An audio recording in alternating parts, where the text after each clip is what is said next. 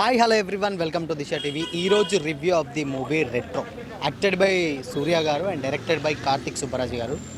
So ఇక cinema విషయానికి వచ్చినట్లయితే సినిమా కంప్లీట్గా ఇది ఒక కమర్షియల్ సినిమా అనే చెప్పొచ్చు, కానీ బట్ ఇప్పుడు రావాల్సినటువంటి కమర్షియల్ సినిమా అయితే కాదు.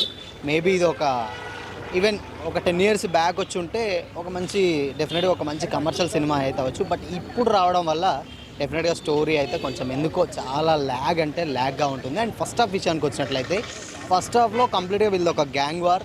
సో ఆ గ్యాంగ్ వార్లో పెంచినటువంటి ఒక తండ్రి వాళ్ళ నుంచి స్టార్ట్ అయ్యేటువంటి స్టోరీయే సూర్య గారికి ఆయనకు ఉన్నటువంటి కాంబినేషన్ సీన్స్. అక్కడి నుంచి స్టార్ట్ అవుతుంది స్టోరీ. సో ఆయన ఇక్కడ సూర్య గారు ఏదో ఒకటి దాస్తాడు. అక్కడి నుంచి ఏం జరిగింది, దాని తర్వాత ఆయన జరిగినటువంటి పరిణామాలు ఏంటి, ఆ పెళ్లి సాంగ్, దాని తర్వాత కంప్లీట్గా ఇవన్నీ వెళ్ళిపోతుంది. ఇక ఫస్ట్ హాఫ్ విషయానికి వచ్చి ఫస్ట్ హాఫ్ చాలా స్లోగా చూస్తుండగానే వెళ్ళిపోతుంది అనమాట. ఫస్ట్ హాఫ్ జైల్లోనే సూర్య గారి అయిపోతుంది. ఇక సెకండ్ హాఫ్ విషయానికి వచ్చినట్లయితే కొంచెం సెకండ్ హాఫే కొద్దో గొప్ప ఓకే, దీనికోసమా జరిగేది అని ఉంటుంది. అండ్ క్లైమాక్స్లో ఒక ట్విస్ట్ పెడతారు.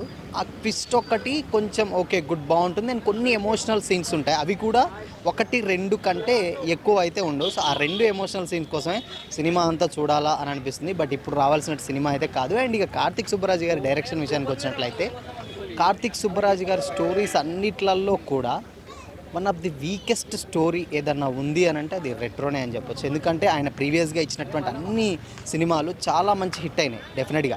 బట్ ఎందుకో మరి ఆ సినిమా అది రెట్రో మేబీ అంటే తీసేటప్పుడు వేరే వెళ్ళిందా లేకపోతే స్టోరీ ఇదేనా తెలియదు, కానీ కంప్లీట్గా out of the box story అసలుకి. అండ్ అక్కడ దానికి సంబంధం ఉండదు, సినిమాకి హీరోయిన్కి ఏదో కొంచెం అలా వెళుతూ ఉంటుంది. బట్ ఓవరాల్గా మాత్రం కన్విన్సింగ్గా అయితే అనిపించదు. ఒక్క నాజర్ గారి పర్ఫార్మెన్స్ అండ్ దాని తర్వాత ఆయనది కూడా పెట్టారు, బట్ ఆయనది కూడా ఏం లేదు. పూజా హెగ్డే గారికి వచ్చేటువంటి సూర్య గారికి వచ్చేటువంటి ఒక్క సాంగ్ ఉంటుంది కదా, పెళ్లి సాంగ్, ఇప్పుడు సోషల్ మీడియాలో ట్రెండ్ అవుతుంది. ఆ ఒక్క సాంగ్ తప్పితే ఇంకా మిగతా ఏ సాంగ్స్ అంత ఎక్కువ. అండ్ స్పెషల్ సాంగ్లో శ్రేయ గారు చేశారు, ఆవిడ చేసింది కూడా ఏదో మధ్యలో ఇరికించి పెట్టినట్టే ఉంటుంది తప్పితే వేరే ఉండదు. బట్ క్లైమాక్స్లో ఓకే ఇదంతా జరిగేది దీనికోసమేనా అనేది ఉంటుంది. ఒక ట్విస్ట్ ఒకటి ఉంటుంది, అది లాస్ట్ క్లైమాక్స్లో రివీల్ చేస్తారు. అండ్ విలన్ క్యారెక్టర్ చేసినటువంటి అతను బాగా చేశాడు. విలన్ క్యారెక్టర్ ఎవరైతే చేశారో అతను చాలా మంచి పర్ఫామ్ చేశారు. బట్ ఆయనకి ఇచ్చినటువంటి క్యారెక్టర్ ఆయన 100% చేశారు. అండ్ సూర్య గారు కూడా డెఫినెట్గా 100% అంటే 100% ఆయన చెప్పినట్టు అన్డౌటెడ్లీ. ఎందుకంటే సూర్య గారి యాక్టింగ్ గురించి మనకు తెలుసు ఏ విధంగా చేస్తాడు ఆయన ప్రతి సీను చాలా అంటే చాలా అద్భుతంగా చేశారు. బట్ స్టోరీయే ఎక్కడో కన్విన్సింగ్ అనిపించదు. బట్ చాలామందికి ఏంటంటే చూసినప్పుడు చాలా ల్యాగ్ వెళ్తూ ఉంటుంది. అంటే సెకండ్ హాఫ్ మొత్తం కూడా కంప్లీట్గా దీనికోసమేనా ఉంటుంది. అండ్ ఇక క్లైమాక్స్లో కొంచెం ఉంటుంది ఏంటి అని అంటే అక్కడ జయరామ్ గారు ఉన్నారు కదా, మలయాళం యాక్టర్, ఆయన కొంచెం లాఫ్టర్ థెరపీ అనేది ఒక డాక్టర్ ఉంటాడు. అక్కడ నుంచి క్లైమాక్స్లో ఒక చిన్న ట్విస్ట్ ఉంటుంది, అది కూడా పెద్ద ఏమంత ఎంగేజ్ అనిపించదు. బట్ ఓవరాల్గా సినిమా ఏంటంటే నవ్వితే బాగుంటుంది జీవితం అనేది ఒకటి చెప్పడానికి ప్రయత్నించారేమో, కానీ ఆ ప్రయత్నం కూడా డెఫినెట్గా వర్కౌట్ అవ్వలేదనే చెప్పొచ్చు.